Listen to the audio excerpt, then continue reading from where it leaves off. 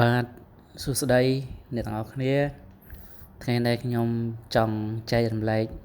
ហាត់យកសាច់ដៃខាងក្រោយហើយនឹងយកក្លែបចង្ហៀងខាងលើចឹងហើយការវឹកហាត់នេះគឺបងប្អូនត្រូវតែផ្ដោតទៅលើកម្លាំងដៃខាងក្រោយហើយនឹងប្រឹងចង្កត់ទាញទៅក្រោមគឺរក្សាលំនឹងដងខ្លួនឲ្យជាប់ហើយបងប្អូនត្រូវតែ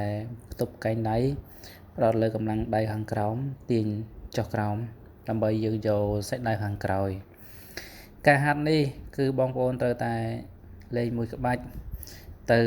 12ដងទៅ15ដងបងប្អូនត្រូវតែលេងក្នុងមួយក្បាច់ទៅ4ជុំទៅ5ជុំបងប្អូនលេងបដិញគីឡូចាប់តាមពី3ដុំទៅ15គីឡូទៅ20គីឡូដើម្បីវាក្តៅលើសាច់ដុំយើងសិនចាំយើងបន្ថែមគីឡូបន្តទៀតដូចលេងនេះគឺខ្ញុំឲ្យគាត់អោនទៅក្រោម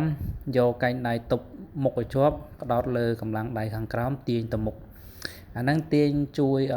ហែកយកសាច់ដុំចង្ហៀងឲ្យវាកាត់ចេញកលាក់លេង15ដងលេង4ជុំដូចគ្នាហើយការក្បាច់មួយនេះទៀតគឺខ្ញុំឲ្យគាត់កាន់បច្ច្រាស់វិញទាញបច្ច្រាស់ទៅក្រោមហើយទប់លឹងកែងដៃជាប់ដងខ្លួនលុកឲ្យជាប់បងប្អូនត្រូវតែផ្ដោតទៅលើសាច់ដុំខាងក្រោយប្រឹងឲ្យតឹងដូចគ្នាទី2ការវឹកហាត់នេះគឺត្រូវតែពេលមុនមកយើងត្រូវញ៉ាំអាហារជំនួសពេលមុនហាត់ប្រាណដើម្បីកុំឲ្យថាយើងហេវហត់អស់កម្លាំងអញ្ចឹងយើងញ៉ាំមុនអីនឹងហើយមកហើយចាំយើងមក for up ដើរម៉ាស៊ីនឬក៏ថាក់កង់កម្ដៅសាច់ដុំសិនចាំពេលយើងហាត់តាមក្រោយអញ្ចឹងធ្វើឲ្យកម្លាំងយើងវាអត់ចុះខ្សោយធ្វើឲ្យមានកម្លាំងការហាត់ប្រាណ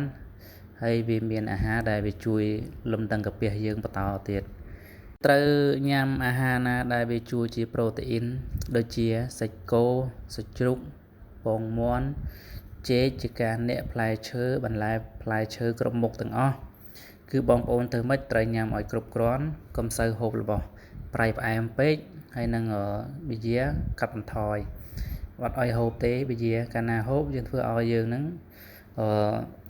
ឡើងគីឡូឡើងជាតិស្ករឬក៏ជាតិអាស៊ីតច្រើនអញ្ចឹងបងប្អូនត្រូវតែកាត់បន្ថយអាហារហ្នឹងប៊ីយ៉ាហ្នឹងហើយមួយទៀតបងប្អូនអត់ទៅញ៉ាំបាយច្រើនទេ